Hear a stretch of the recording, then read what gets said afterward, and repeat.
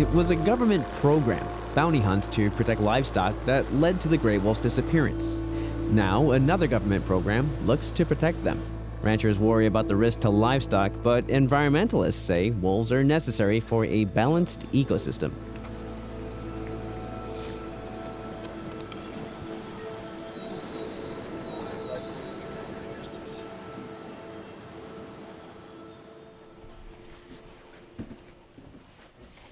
So this is the collar, the same type of collar that OR-7 is wearing, and that a good number of the wolves that we collar are wearing. What these collars do is they store information, then they upload it to our system so we can see over the last, say, 24 hours or 48 hours where this animal has been. So when I started, we didn't know of any known wolves in the state of Oregon. And now we have a number of packs and clearly an established and expanding population. And because the wolves are a secretive carnivore, the collars and the data that we get from those collars really becomes very important. Wolves are known to live by their feet, and they're great travelers. Like a lot of bird species and other large carnivores can travel large distances, and wolves really travel. And OR-7 would be a perfect example.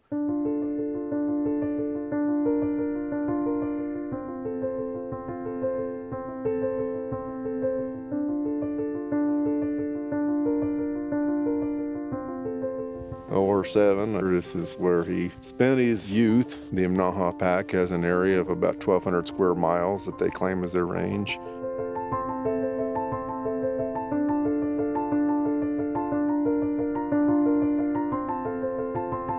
You know, I'm asked often two things. How did we capture, and tell us about that capture? And the other one is, why don't we have photographs of OR-7? I think it was 13 below zero when we took off in the morning.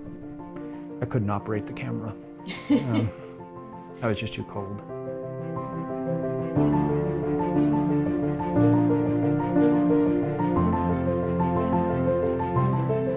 When wolves moved into Oregon, they moved onto a different landscape, socially, ecologically, and politically as well. We as cattlemen didn't want them here at all to begin with. It puts us in a kind of an awkward place to where we become the villains.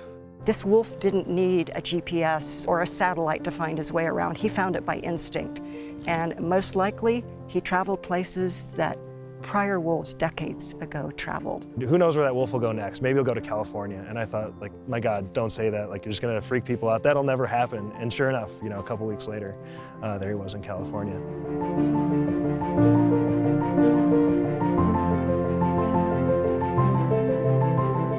Wolf OR-7, from the moment he came across the border, has been an incredible source of hope and inspiration. It would not have surprised me if OR-7 had lived his whole life by himself and his genetics wouldn't go anywhere. They'd be a dead end, if you will. But it's also possible that what has happened now occurs.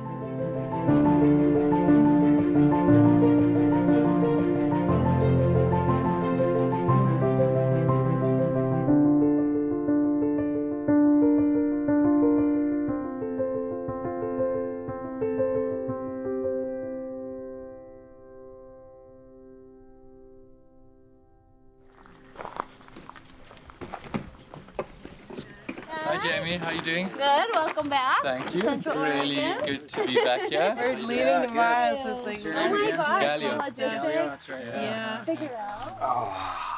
Oh, this is exciting. It's nice to sit. Yeah, we can.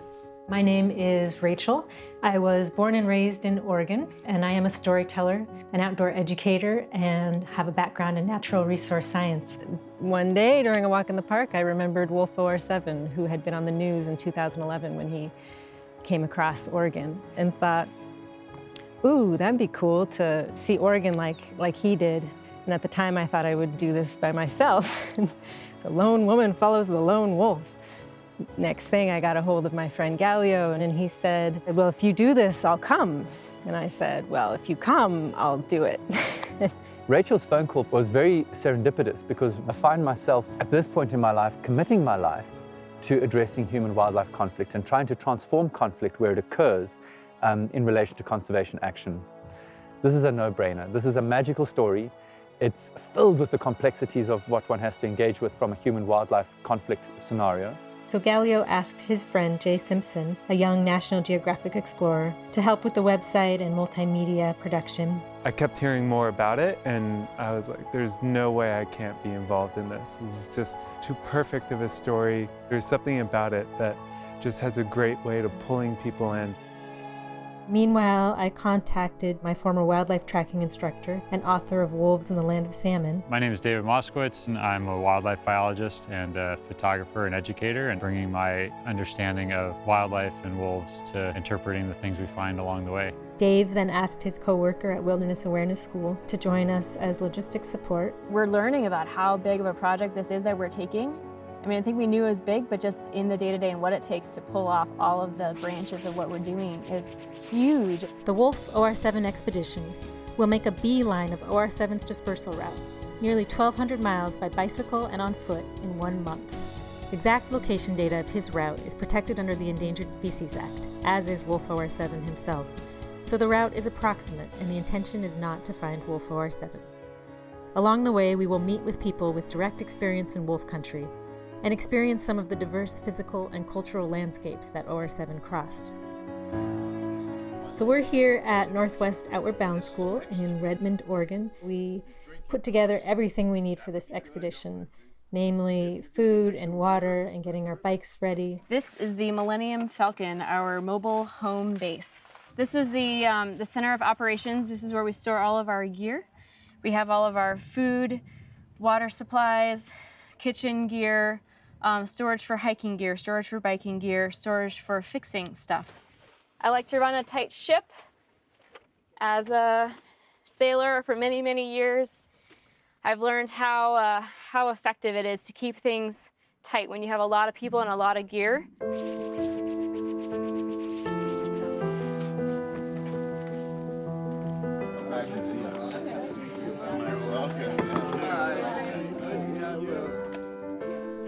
Big picture, the Wolf OR-7 expedition is a quest for wild peace. It's a chance to ask questions. What does the 21st century landscape look like for wolves like OR-7 in the Northwest? What is the controversy about wolf recovery all about? However we may feel about particular wolf policy, one thing almost everybody in Wallowa County agrees on is what a spectacular landscape it is and how important it is to protect it. And when it comes to wolves, there's poll after poll that shows that most people in the state want to see wolf recovery, and they want to see wolf recovery that works for everyone. It's really complicated, but these landscapes all evolved with all of their different pieces, and that's elk, that's wolves, that's mountain lions, that's coyotes, that's the little things that are rotting the log we're sitting on. And they all have a really important role to play, and wolves are certainly one of them. So I think having wolves back is good for the landscape. I think it says something good about us, that after trying to purposely eliminate a species from the landscape and doing a pretty darn good job of it, we're now allowing space in our hearts on the landscape to have wolves back. And I've said it before, but not all wildlife get a second chance, so I think it's really important that we get it right this time. In the U.S., the war on wolves officially began in 1630 in what's now Boston, Massachusetts, with the first wolf bounty. Payment was given to every Englishman that brought in a wolf pelt as proof of death. Wolves once roamed throughout North America, but were systematically shot, poisoned, and trapped until the 1950s, when wolves remained only in northern Minnesota, Michigan, Alaska, and Canada. The driving rationale of the era was that wolves were aggressive, dangerous predators that left wild would decimate livestock and threaten human safety. 2 human deaths have been attributed to wolves in the last century, one in Canada and one in Alaska. We're lucky that OR-7 has been a spectacular ambassador for wolves, so that's why I'm excited that you guys are doing this, and yeah, good luck, by the way.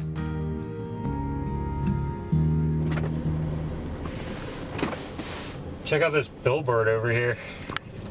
There's a lot of interest in wolves here in Wallowa County, and a lot of strong opinions on both sides. That one appears to be actually a group that's not terribly interested in having wolves here in Wallowa County, so it's definitely a strong contingent of people here in this area. ODFW puts these signs up at all the major trailheads to talk about what to do if you encounter a wolf. It was definitely interesting to see those start popping up, 5-6 years ago, to show up at a trailhead. For me, it was really cool. Right. For some people didn't feel about it that way. Nice. And some people feel much more Have like different- this about it. Yeah.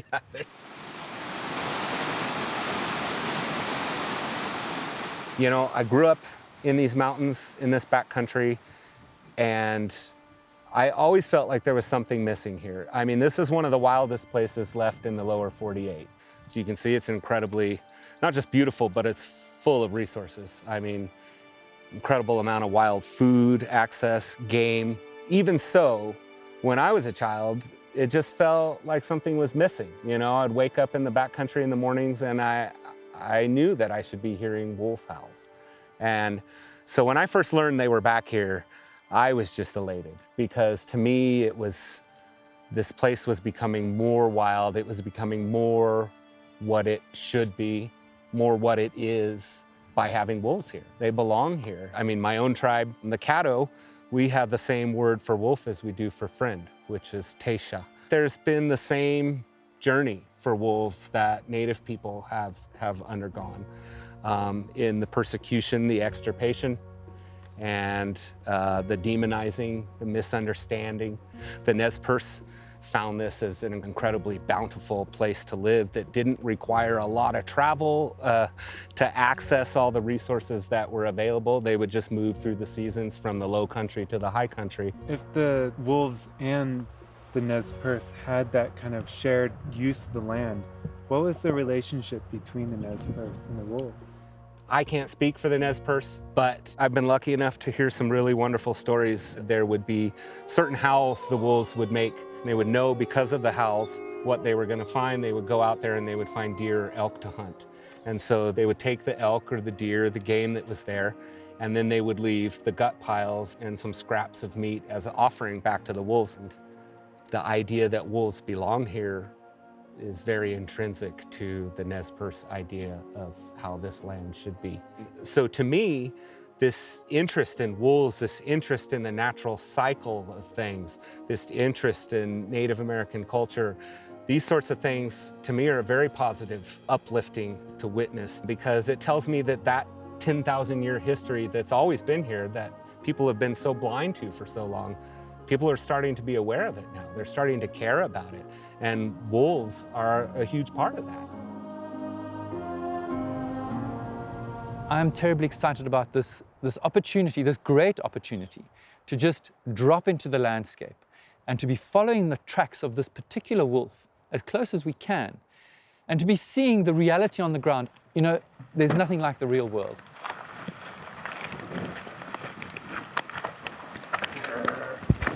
We're doing this. Yeah, Woo! I was trying to help Dave. I am feeling so excited after a year and a half of all the planning to just start and to see Oregon in a way I never have before. When you go out into the wild, you need to be prepared for anything. And we were, you know, we started off in the most insane cold sort of snowstorm, if you could call it that.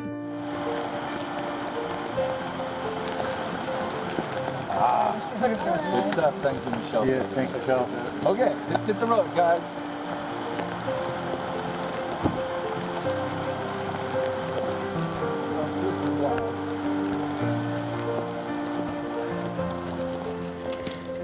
Blick Creek Trailhead. Let's go. It's really exciting. You know, every expedition has months and months of planning leading up to it. And there's something magical that happens when you put your foot on that trail, when you start walking into your intentions.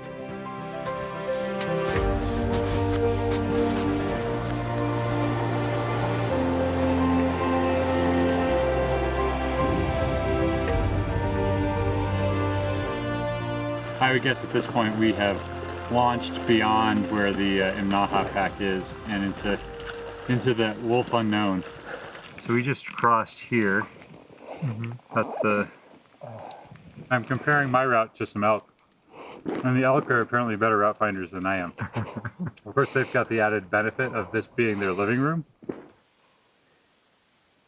We're actually out in the landscape that OR-7 was born in. It's incredible to see what modern wolf country actually looks like.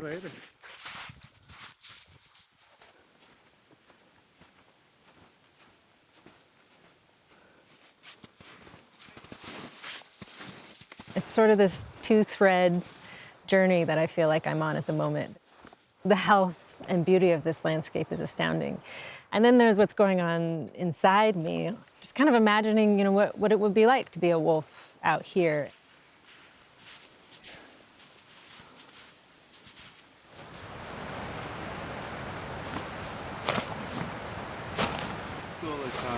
Oh, someday. That was a heavy backpack. It is very nice to be in the woods.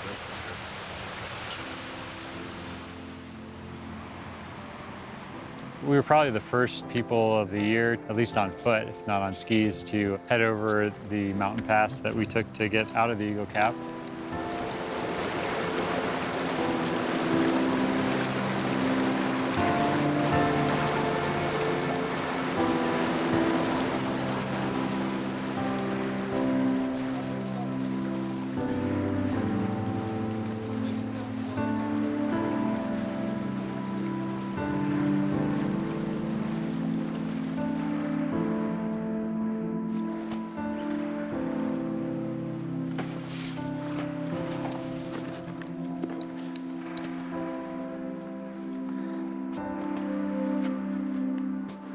Holy shit, that's a big bear.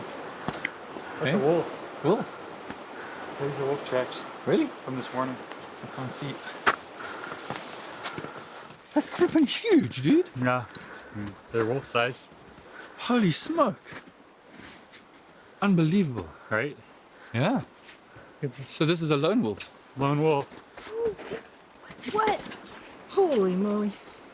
They're as big as they say. Jay, we got wolf tracks up here. Holy cow. Are you serious? My first wolf tracks. Confirmed. Well, that is nice, fantastic. dude. What I love about wildlife tracking is it is a science and an art. So you get to see the size, and this wolf track was about the size of my palm, and it was in snow, so it looked huge.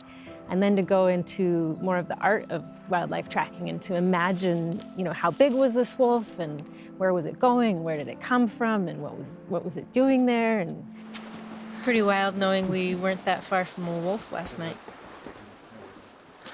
What was beautiful back there is seeing his track next to, or her track next to a fresh deer track as well. Same sort of timing it looks like, according to David. So this is exciting. Having fun out here, guys. Having fun. That's what it's all about. This is full of surprises. What was even more special was to see that this wolf was essentially taking the exact same route that we were taking to get out of that valley. So for was maybe about 7-8 hours, we were following this wolf's tracks. And you could see by the tracks how this wolf was moving at quite a speed and dropping deep into the snow in places.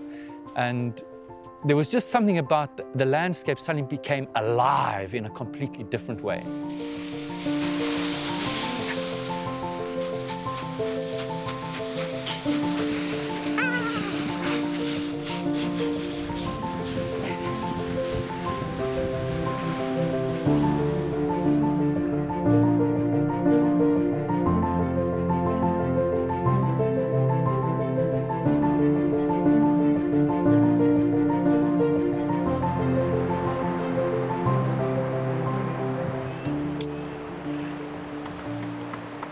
Ready.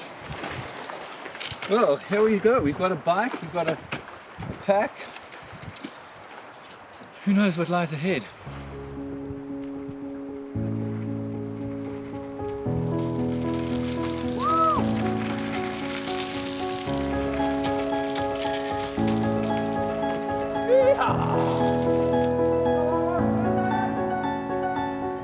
To cover the ground in between and keep up with the wolf's pace, we switched to our cyclocross bikes at the trailhead. After days of post-holing in the footsteps of guys who are all bigger than me, getting on a bike is like flying.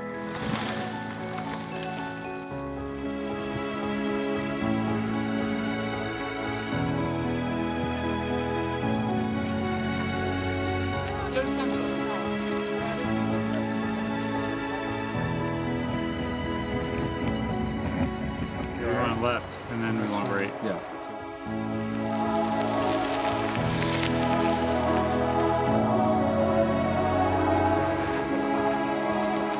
We woke up, we were getting a good start. We started on tarmac, it was smooth sailing, and it was all good until I had my first flat.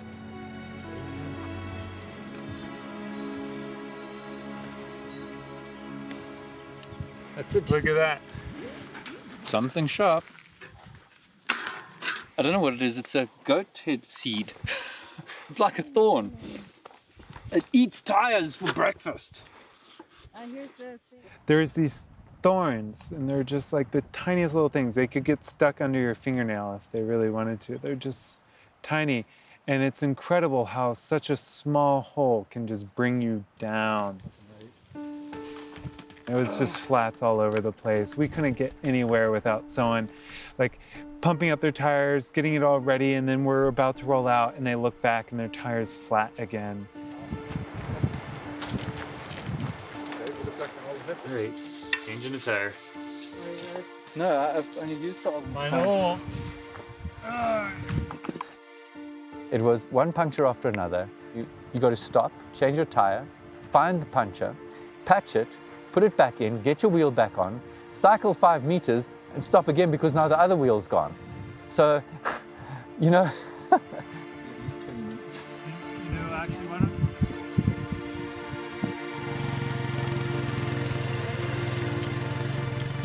Besides about 20 flat tires, severe thorn damage to our bikes mixed with a local rancher who suggested we not take the route we had planned to do.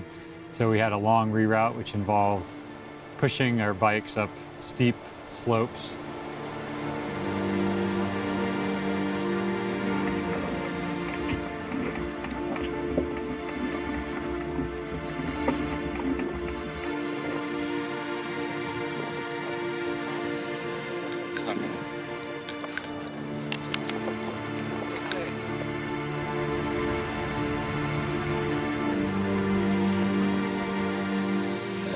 It was just insane terrain that we ended up crossing unexpectedly.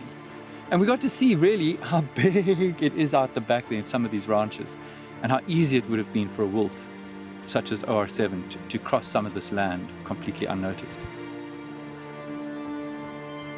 We set an ambitious schedule and we set an ambitious route for ourselves, given the fact that none of us had done any long distance bicycle trekking and none of us had worked together as a group.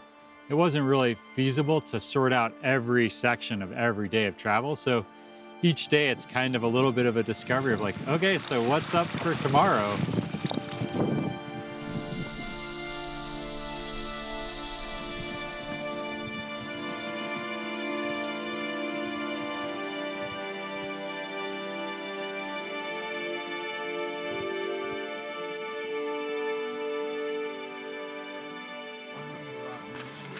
It's taken us nearly 12 hours, more than 12 hours, 13 hours to get into camp, when it should have taken about 3 or 4.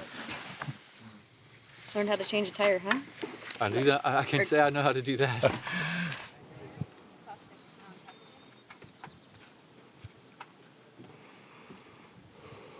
Check out these bubbles.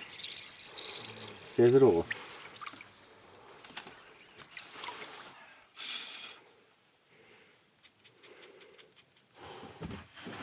You see, one of those might also be great, Jay. With a hand, I think that would also be good.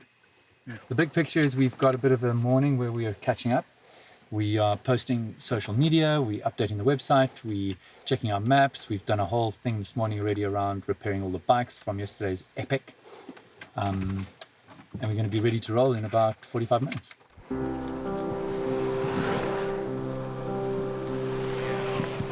Leaving the sagebrush steppe, which left our bike tires but not our spirits deflated, we were joined for a few days by David de Rothschild, who helped fund our project through Explore and Sculpt the Future Foundation. He brought us new tires, tire liners, and tons of patch kits as we headed towards the Strawberry Mountains.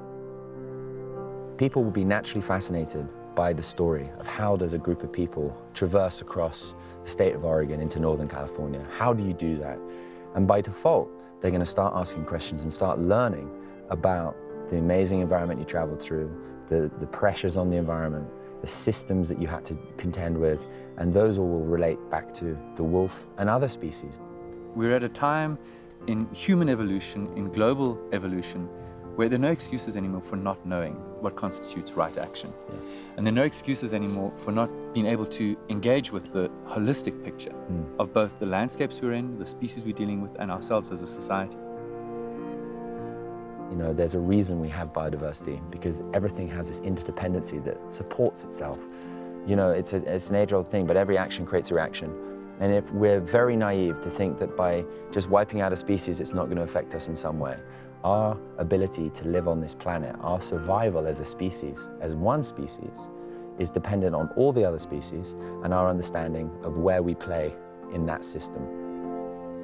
We're at war with ourselves and we're not even aware of it. Yeah. And we're obliterating ourselves by obliterating these other species that are integral, not only to the ecological functioning of the planet, but also our internal world. Yeah.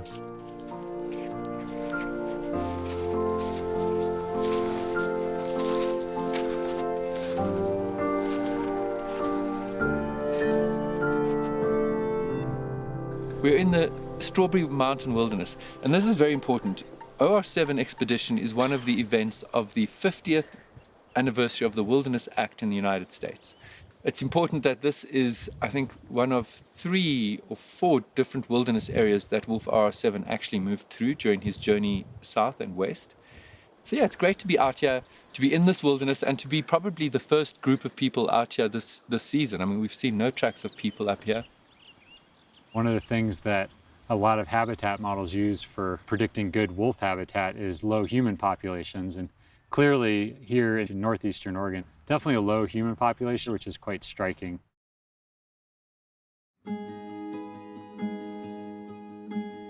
We set out to learn about the life and science of a modern wolf, beyond the stereotypes, hearsay, and fairy tales. At the end of the day, it became as much a journey to learn about wolves as a quest into how humans work with conflict. Can modern civilization and wild nature coexist? When the first wolf came into Oregon, it was apparent that the state was not ready for addressing the challenges that we were going to have. So we called a meeting with the federal and state wildlife managers and asked the question, what are we going to do about developing a management plan for the state that'll allow us to do something other than grab these animals and take them back where they came from? Eventually we came up with a wolf plan. In immediate time, wolves were shot by poachers, hit by cars, and so it wasn't until B300 later became known as OR-2, some people call her Sophie, which is actually OR-7's mother. Once she came to Oregon and was seen in Oregon, we've had wolves in the state pretty much ever since. So that's sort of the start of wolf recovery. Killing an endangered species is a pretty big deal. It's not something to be taken lightly. The ultimate compromise was we have very, very low recovery numbers, but while there was a low population of wolves, there would be a high bar for when those wolves could be killed. We have a compensation program in this state. So if you have an animal that is confirmed killed by wolves, you can get full compensation for full market value of that cow. The wolf compensation plan is a Band-Aid. The extra days that we spend, the extra hours that we spend out here repairing fences, we're not going to get covered for that. We're not going to get covered for livestock weight loss, the lower conception rates. And that's from wolf packs. Yep. Running cattle. Yep. What we can actually live with is if those wolves become depredators of livestock, we'd be able to take them away or take them out. If we had 1,000 wolves in the landscape, we could have a very different discussion, but we had people calling for hunting seasons on wolves when we had less than a dozen in the entire state. There's some people who will never be happy until every wolf is shot, and there's some people who will never be happy if we have a plan that allows wolves to be killed for any reason.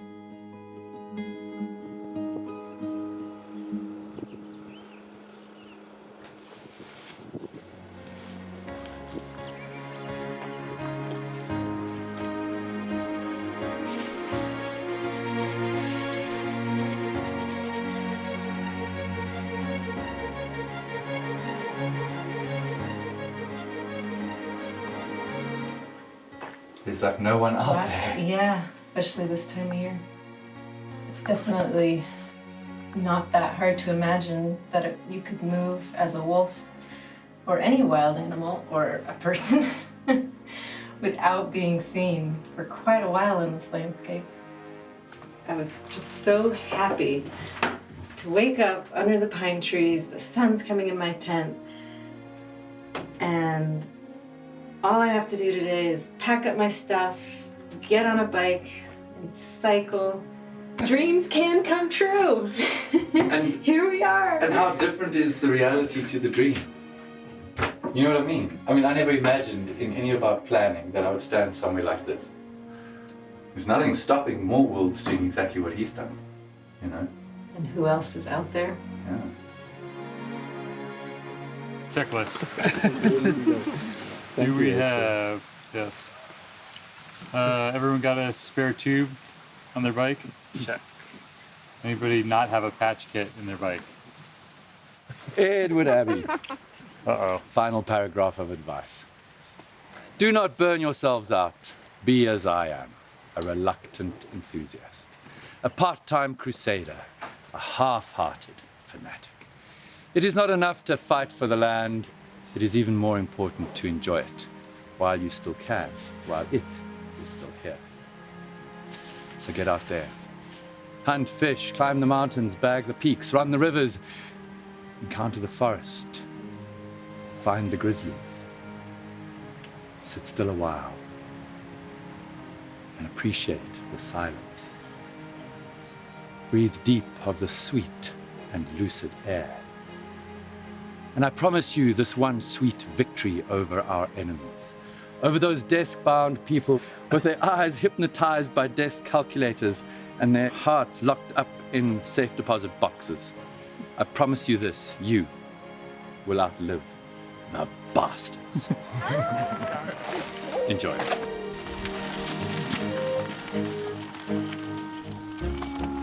So we're biking down Forest Road 37 here. We're in northeastern Oregon, and these signposts are an important part of how we navigate the landscape, and actually part of our team isn't with us, so we're using these things to make sure we're on track so we can find each other and find our way through the landscape.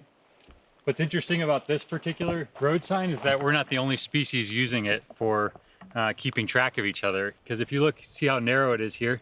This is all from bears biting this tree, and then they'll also rub on it as well, and you can see it's just completely coated with bear hair.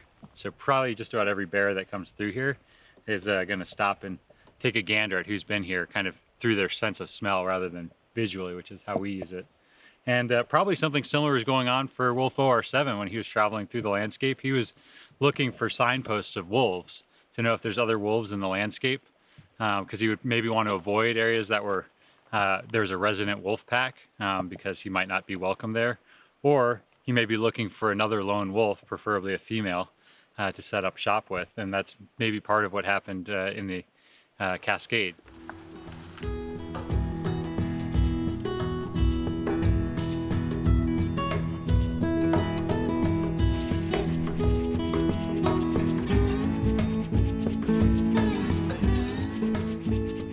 So we're breaking camp in National Forest lands west of the Strawberry Mountains.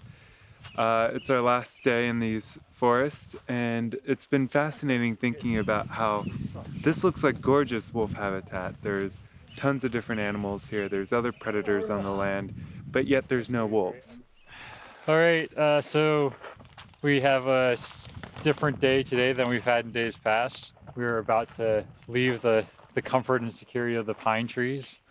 And much like OR-7 had new obstacles and risks as he left the security of forested land and public lands, we're going to have to deal with some private lands and potentially some ranch lands and ranchers that hopefully we've got public right-of-ways to get through their property. Shit.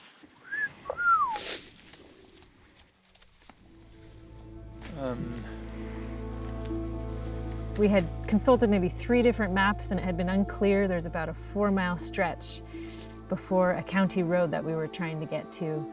And this 4-mile stretch, it turned out, was private land. Not only was it private land, it was very clearly marked with a sign that said absolutely no trespassing or hunting.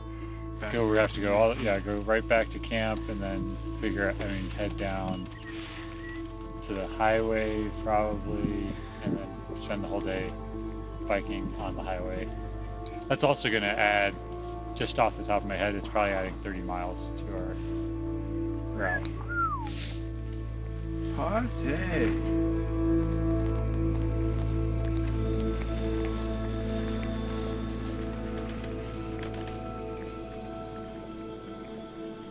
Clearly we're not wolves, we're humans, and thus we are, it was important to me that we respect human agreements, such as private property. So we turned around and spent the next couple hours heading down the Ochiko Forest into the high desert.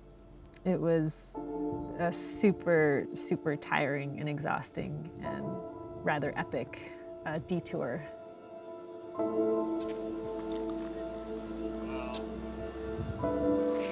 We got a long way to go still today.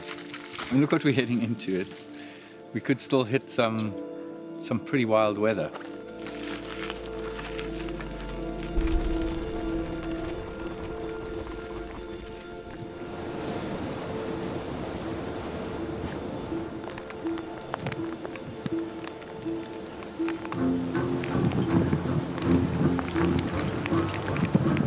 It makes you think of how some of these animals, like wolves, you know, when they do disperse like this or move to new territories or need to cross landscapes, they don't always choose a sunny day necessarily or a beautiful moonlit night. You know, sometimes the weather might even push them out of survival, out of desperation, out of discomfort. We were certainly moving out of discomfort and desperate to get to camp. To summarize, we had what? Snow, sun, hail, a little bit of rain, lots of wind.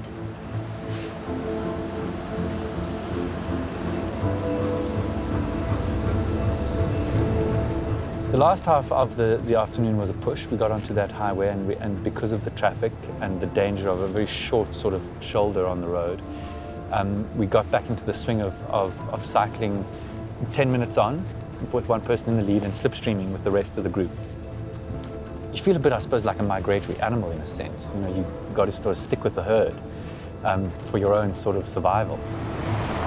For me, after having spent however long back in the wild, and then all of a sudden you get to Highway 20, it's sensory overload and craziness and terrifying.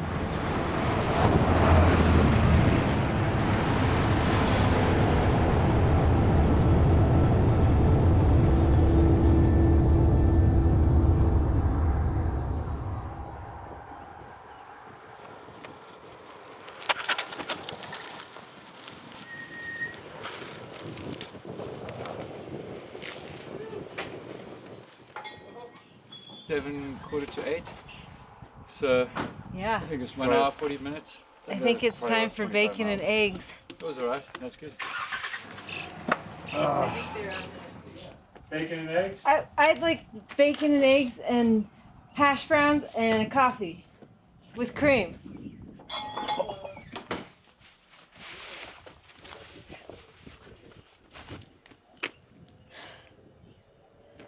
I think we're almost halfway.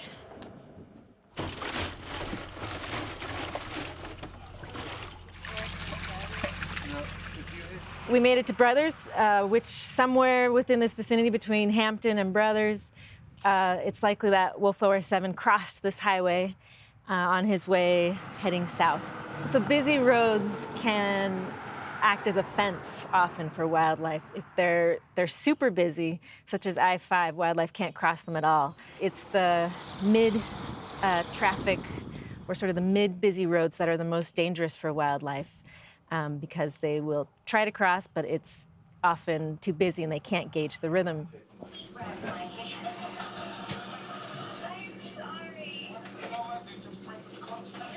Super happy to be human. Very psyched to eat. We can walk into a cafe and order a big breakfast. Hash browns, Fresh served, Toast. warm coffee, bacon, Are all done with your eggs. toast? How much toast do you think?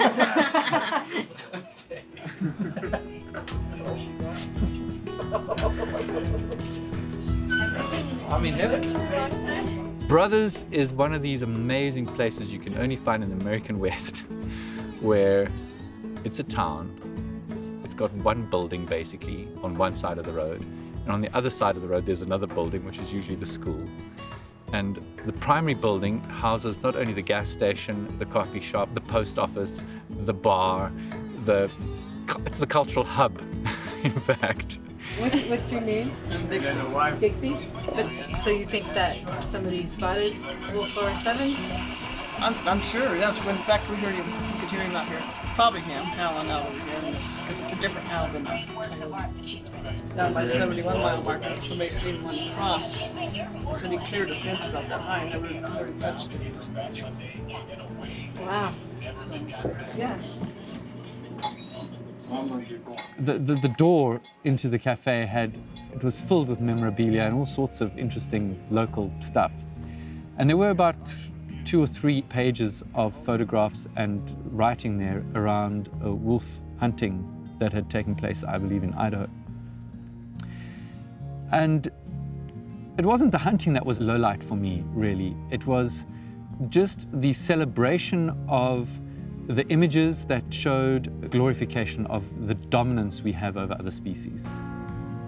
I think one of the big themes of this expedition and one of the big insights that we're having as a team is the challenges that wolves face in this century compared to when they were more prevalent in the landscape 100 years ago.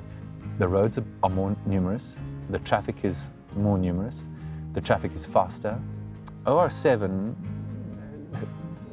slowly has become quite road savvy. And we'll see further on when we get further south on his route, some of the other big roads that he crossed on his journey. He's obviously figured it out.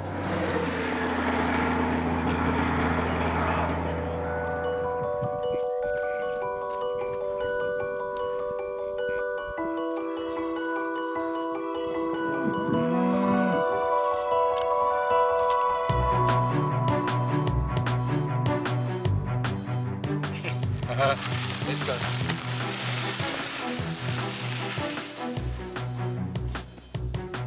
The whole day, we had probably been through maybe 6 different types of road surfaces that we cycled through. Some of them glorious, some of them like hell. And we went fast. It reminded me of being 12 years old again.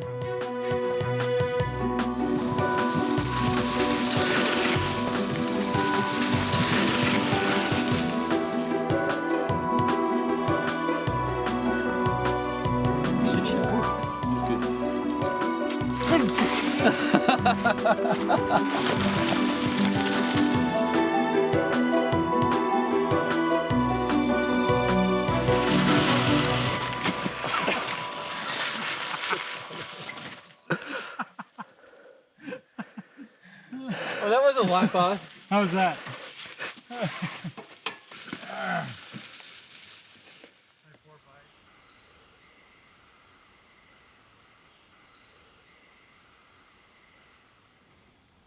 The controversies surrounding the wolf's return are complex to track, as there seems to be no single problem and thus no single solution. There are many problems and many solutions, at least as many as there are wolves and people.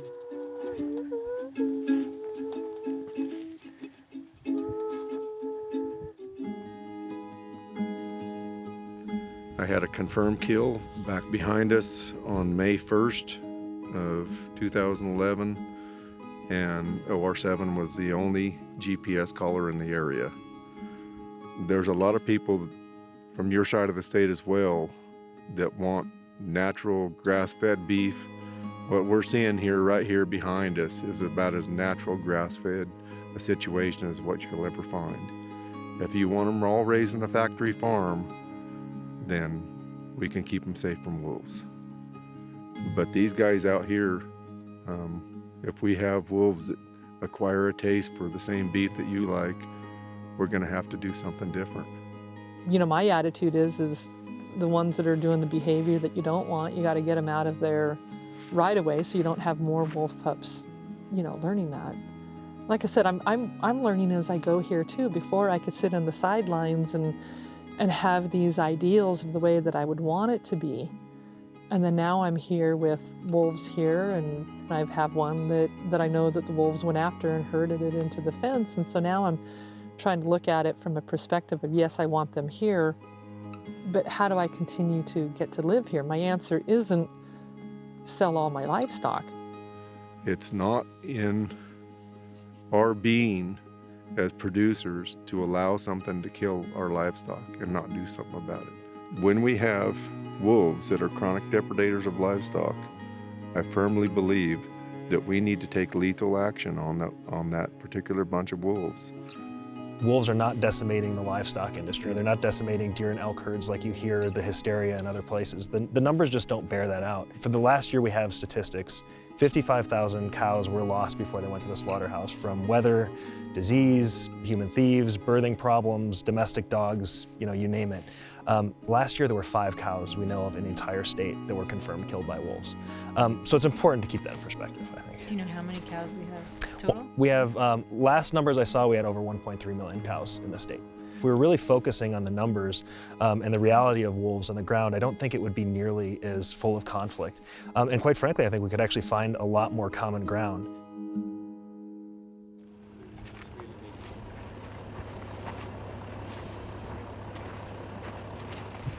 We have more guests than expedition This is our biggest night yet.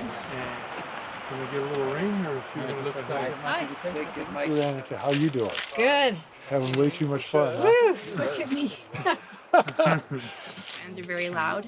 That often the people who are in the middle don't get their voice heard, or they're concerned about being misunderstood by their neighbors and friends, and so our hope is to get a lot of diverse perspectives, and then to highlight that, to have those voices heard more.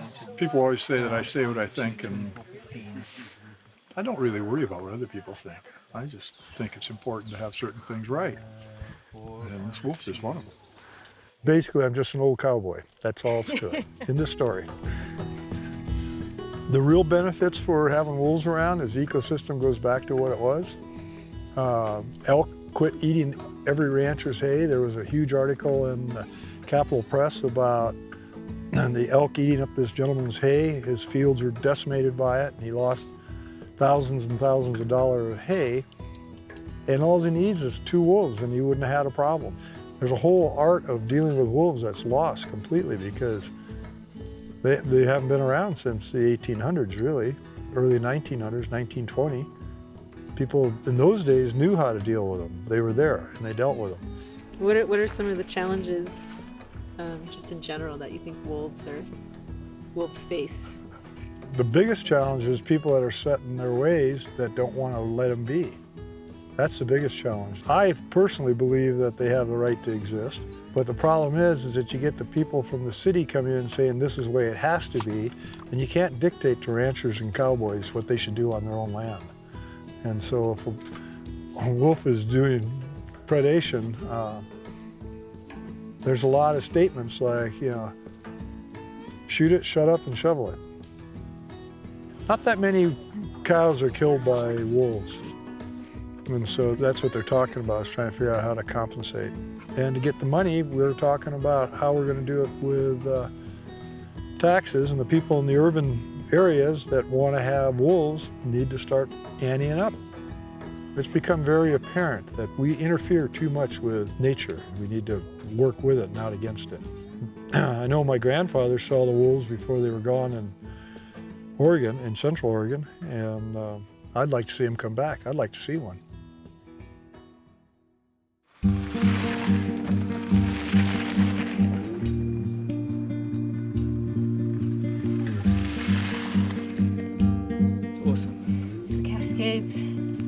So I was reading wolves have similar eyesight as humans. Yeah. So if we're seeing it, likely he would, and likely it meant something different. But Well, now OR-7's reinvaded it. Re-establishing the rogue pack. This theme that we've been finding again and again along the route is landscapes that are far less densely populated by people now than they were back at the turn of the century, into the early 1900s. We met and talked with a number of folks that talked about how the schools are shrinking in terms of the number of kids, and there's not much work there, and that the timber industry has really dried up. So that's, reduced the number of jobs, and it's pretty hard for young people to make a living here. And just the nature of the economy in the country kind of shifted people more towards urban centers and away from rural areas. There's an interesting paradox there in that in the smaller, shrinking human footprint, there's probably an increasing potential for wolves and other large carnivores to make a living. We've been sort of seeing like a rebound of wildlife populations.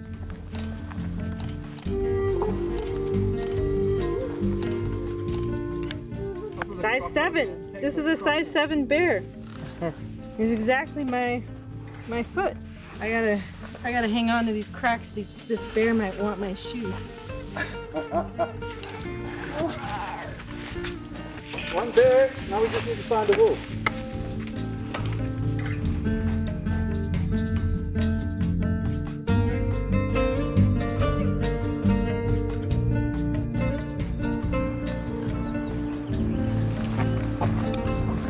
We are at Crater Lake National Park, and it's pretty exciting after, I don't even know how long, 2 years in the field, 2 weeks. We're gonna have showers, modern showers, I'm told.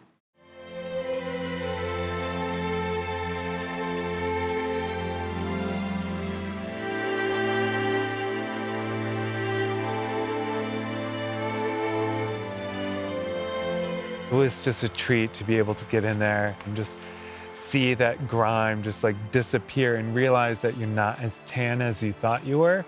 It was actually a lot of dirt. Dude, you gotta look in here. Oh yeah. Ooh, salmon. Delicious. Fresh salad, stew, cherries, beer. Go. Please go. Artisanal bread and chocolate cake for dessert. We should do this every day.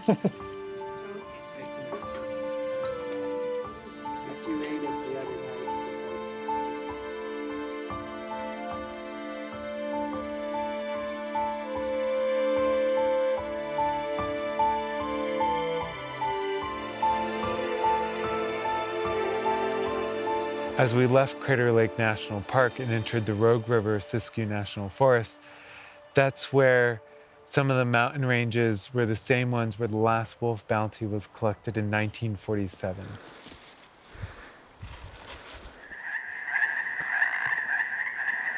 Been hiking all day through the snow, and we're hadn't crossed a single stream. Looking for water, for a place to camp. I don't know, a little ways back you could hear this strange sound. And I stopped, and then was like, frogs! Water!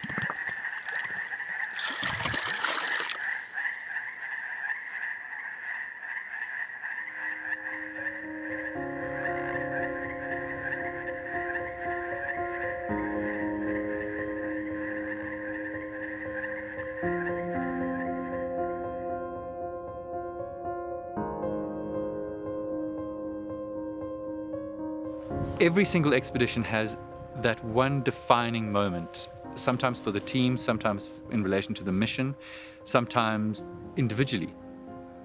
Being in the mountains, for me, I love being high up, I love being at high elevations, and I love being surrounded by peaks. It was just really special for me to stand on this lone wolf peak and to be looking for the first time directly into Wolf OR-7's new territory, where he's made himself at home.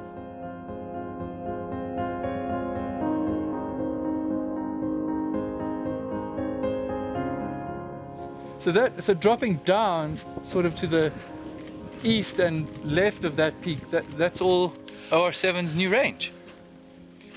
We're in his hometown.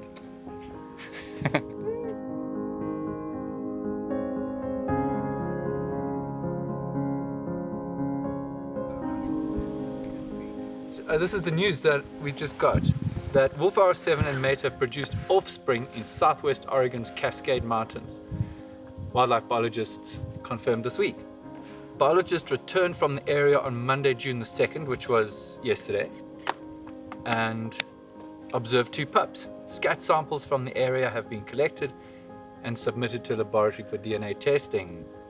And it's likely that there are more pups because wolf litters typically number 4 to 6. Oh my God. You know, so you go from just having a wolf in the area to having a pack in the area has a whole different dynamic. Who would have thought, hey, that this would be something we'd encounter?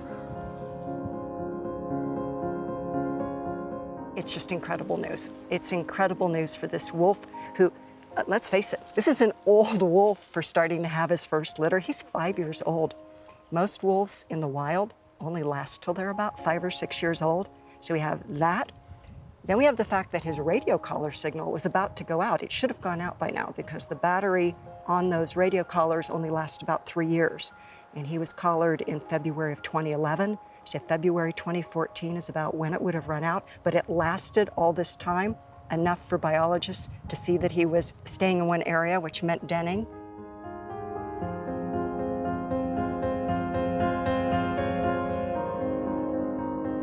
We descended from the ridge camp and dropped down into some of the forest near water and lakes.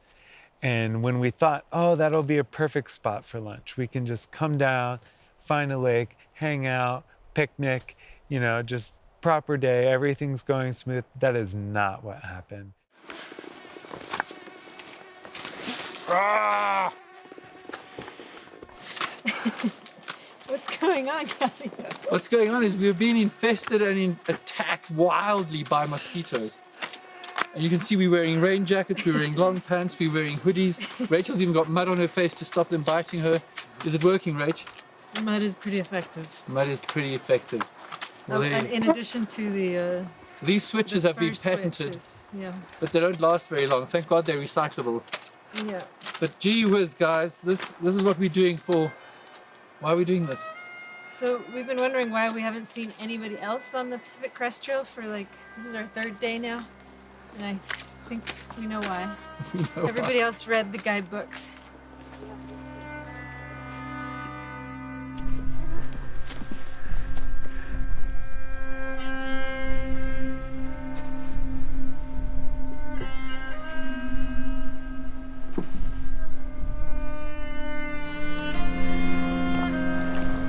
Oh man, this is quite intense, man. Fuck. Now today was the worst day for me of this entire trip. I mean, we were flipping, walking through those forests, which look beautiful. Pine trees, lovely undergrowth, an amazing path. And you can't enjoy it because there's mosquitoes everywhere, and not just everywhere, they're biting you every time you stop. So it was a really crap day. You're welcome. Let's do it. I used to have them when I was a kid. Oh. It's been amazing that we've come so far so fast, but all of my energy every day is simply getting to the next place. It's hard. It's been really hard. I desperately love other people to take investment in sorting through this stuff. I'm happy that I have the knowledge that I do to help move things forward, but like I took a route that Galileo invented basically and toned it down a ton. And I was very frank about how hard it was going to be. It's really hard to get pigeonholed into being, you know, trying to make things happen that you don't think you can do or don't want to do. Well, and you're just super fit and you love to go. And so I'm trying to keep up. Totally, and you know, and I hear that, and I can imagine that that's very challenging for you, and I've seen you challenged by that, and like, what is equal is not necessarily fair, like in terms of pack weights and stuff like that. I know that if you're carrying the same amount of weight as me, that's like me carrying 25 pounds more weight than I'm carrying on my back in terms of our bodies. Like, I get it. Over 45 miles, that adds up. Because we do have such an ambitious itinerary and because of the stresses that go along with that, you know, we've been challenged to get our communication systems down so that we can get everything we need to done. And because we are so complicated as a species, we have really complicated communication strategies. And obviously with complication comes opportunities for, you know, misunderstanding, success and failure with that. I just have to remind myself to just stop and look around. Because as soon as I look around, it's like, wow, this place is amazing. But it's really easy to just get into especially when I'm in pain and my shoulder's killing and my body's screaming stop. It's easy to get in tunnel vision and just lose the panorama of where I'm at and what we're doing. And the amazing thing is I have kept going, and I can, and I know I can, but also I can't afford a hospital bill. So when my body says slow down, I need to slow down.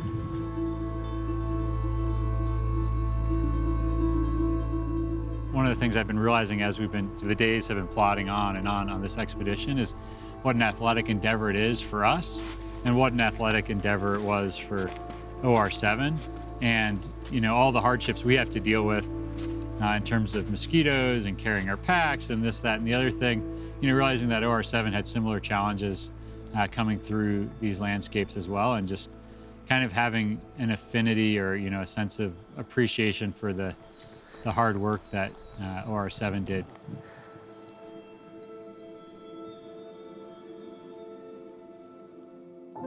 I do believe yesterday was a unique situation, and we tried to make it clear. I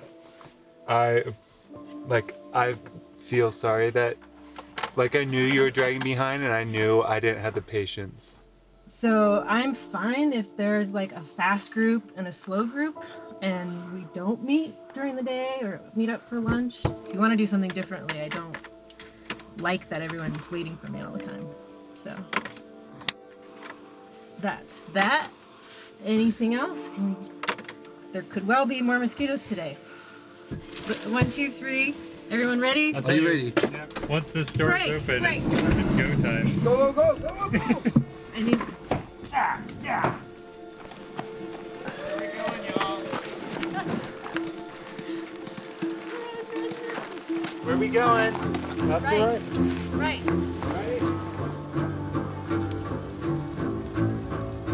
Where we're going from here is actually really exciting. We've really made the turn in our journey. Yesterday we were basically in OR-7's current home range, and tomorrow we hope to cross the state border between Oregon and California, and I'm just hoping California doesn't have mosquitoes.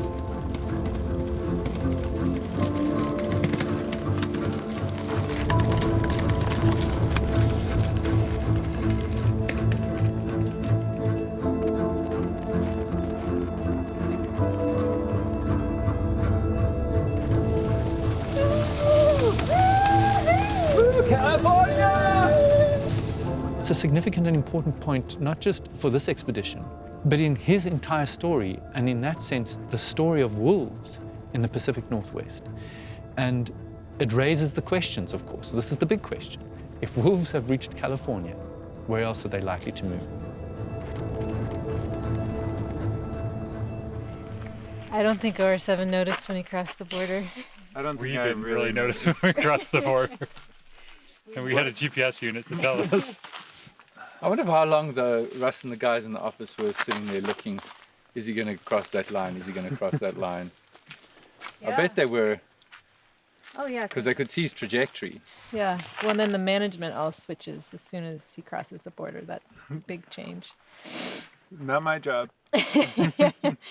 You're it. But I have to admit that my goal has just been to get to the California border.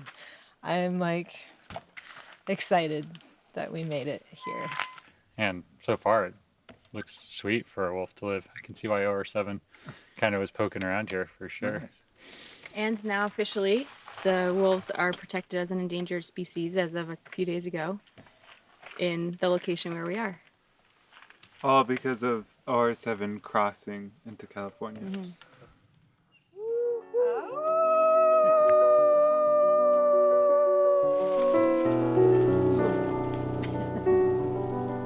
It was that moment when we crossed the border that we realized how far we'd come. But it's also that one moment that made OR-7 who he is. And it made him the wolf that ended up having a captivating story. If OR-7 hadn't crossed the Californian border, he may not have received the publicity he received. His story may not have been spread as wide as it has been spread. And we probably wouldn't be here following or retracing his route. It was because of that act of crossing into a state that hadn't seen wolves for nearly 90 years, free roaming, that his story suddenly came alive. It was confirmed this week the wolf has fathered pups near the California border. Robert Wayne is a professor at UCLA's Department of Ecology and Evolutionary Biology. He says it's just a matter of time before wolves establish a pack in the Golden State. Wolf OR-7, from the moment he came across the border into California in late December of 2011, has been an incredible source of hope and inspiration. His coming into California spurred the petition to list the gray wolf under the California Endangered Species Act. The commission voted resoundingly yes, the species does need protection. And so today, what we are experiencing is a society coming to terms with what does it mean to live again with an animal that we feared and misunderstood so much that we tried to wipe it from the face of the earth. You know, there's tracks that show that this road is actually kind of like a lunch buffet for a wolf. You can see this larger adult deer track and the fawn right here, much smaller. And there's some jackrabbit tracks out here and ground squirrel tracks as well, and even a lizard. And nothing is too big or too small when it comes to a wolf's appetite. And it's not a coincidence that the same time that wolves try to have their young born is also the same time that ungulates and a lot of prey animals have their young born, because it's a great time of year to feed young if you're an herbivore, because there's lots of green, fresh growth. And then because there's lots of these juvenile animals running around that are much easier to kill than adult deer or elk, this becomes a really important food source for coyotes and bears and wolves and mountain lions.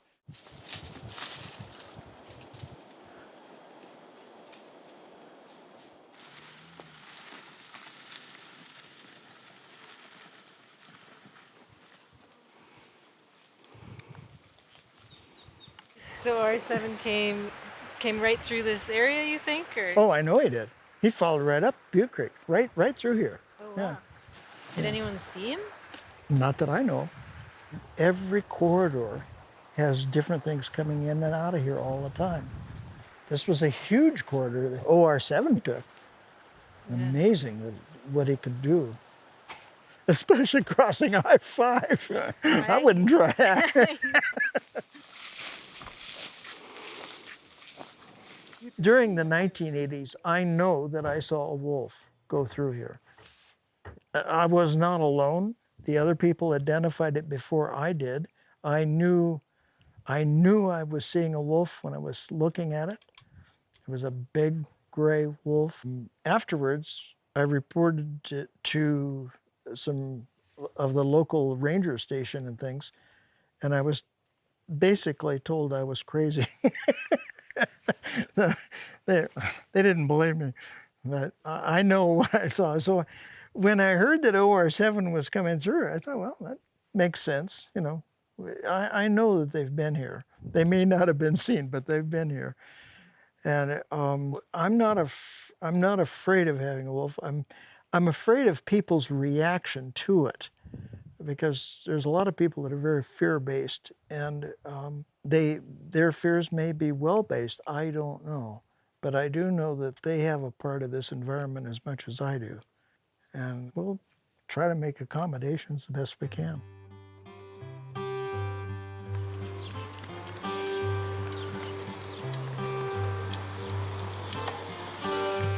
We specifically cycled into Lassen County, down south as far as we could into the lava beds.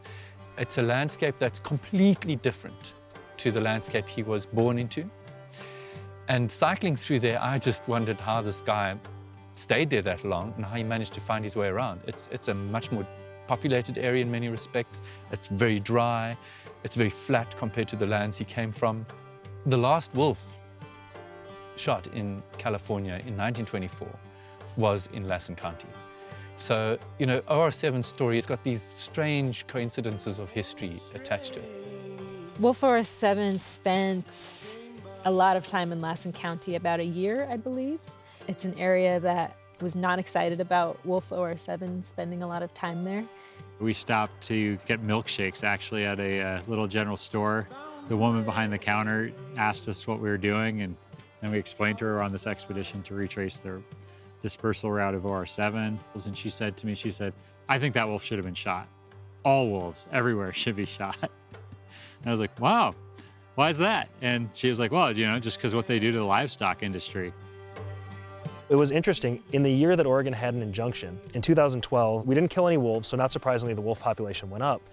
But surprisingly, to a lot of people, the number of livestock lost to wolves went down.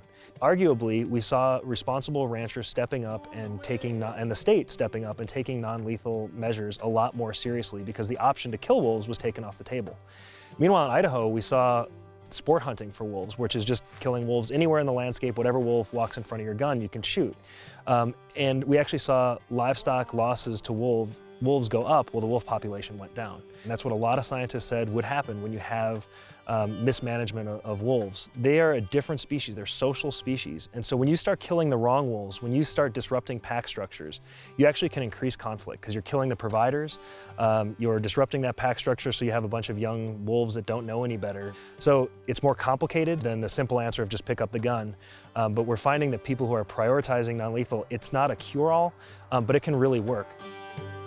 Another piece is learning methods of living with any kind of predator, again, using non-lethal methods to prevent conflict. People that raise sheep in other parts of the world use guard dogs and shepherds. We're doing that now in this country. People in other parts of the world have range riders. Just having human presence can be enough. There's another tool called fladry, and it's long strips of red flagging. It scares wolves away.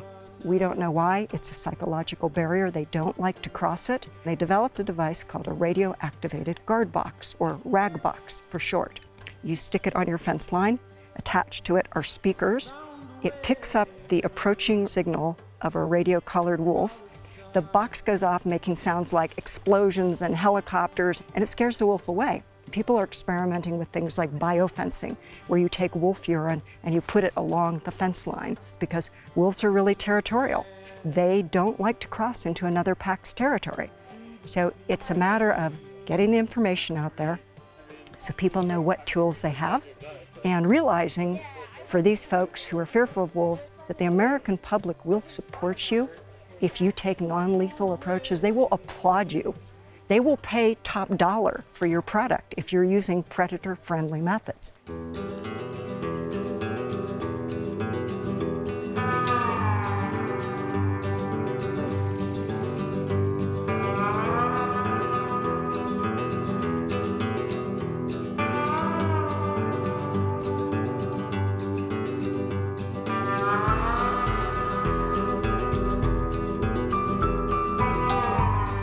I had a question for you guys.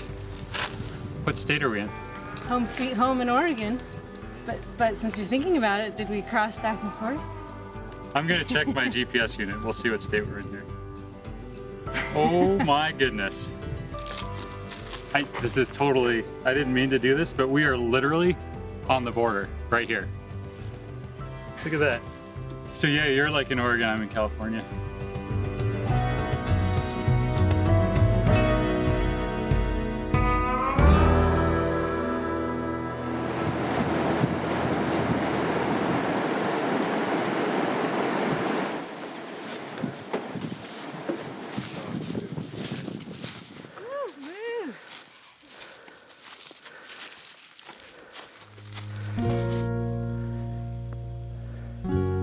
Today was really kind of exciting for me because we came into a new eco zone, which is one that I'm very familiar with.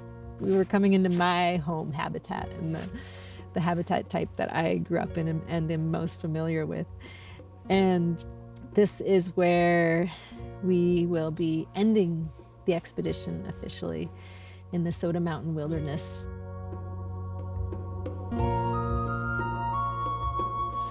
I kind of started wondering if you can walk a mile in someone's shoes, what can you learn from walking 1,200 miles in the footsteps of a wolf? They are just incredible at doing what they do. They disperse, they spread. We as humans are going to have to keep reacting to wildlife in these places.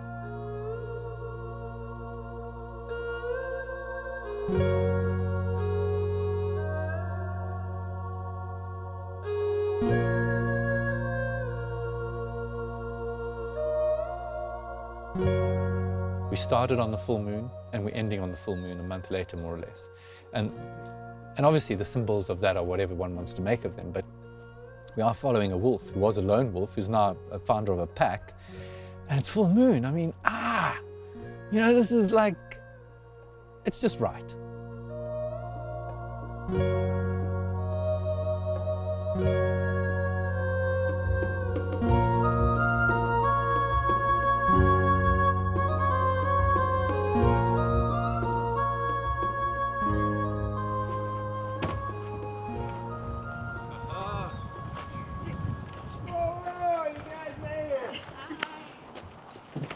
We made it. Oh my God, my back.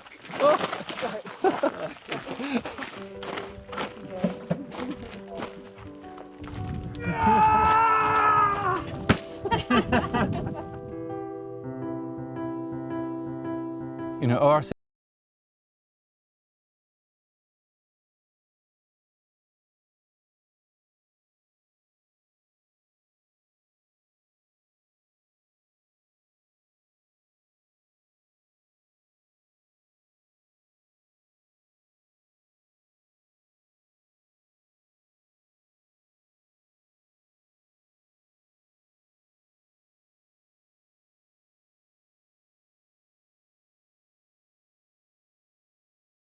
wolves coming to Oregon.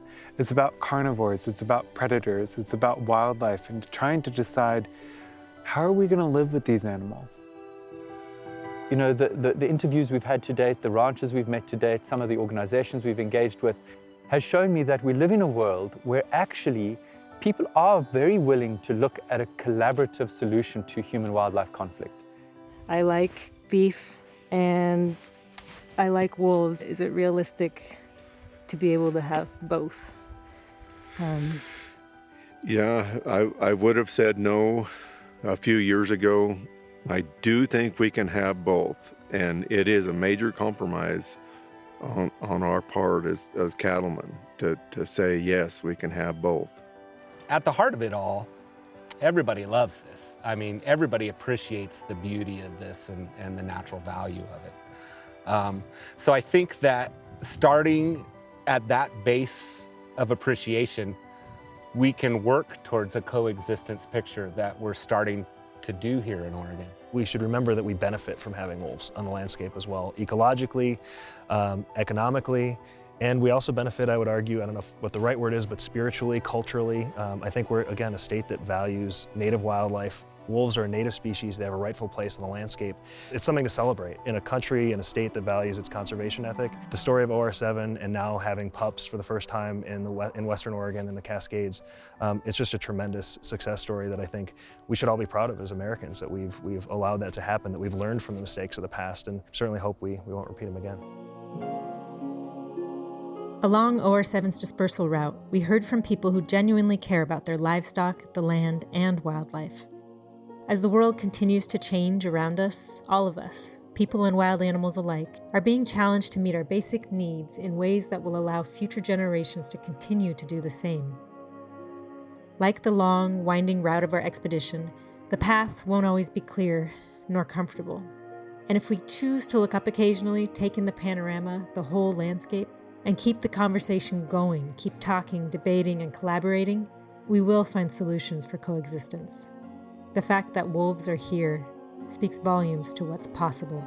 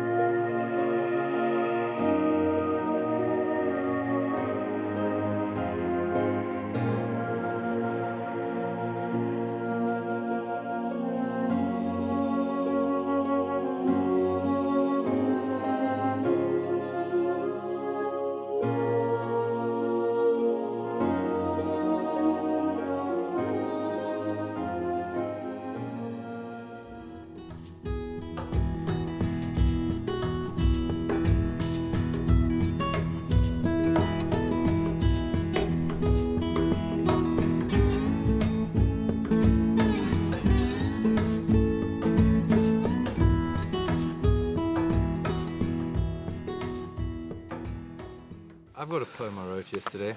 It's called "To Walk in the Wake of a Wolf is to walk into the stillness of stealth and the feast of fearlessness. It is to fight for yourself and never forget the pack.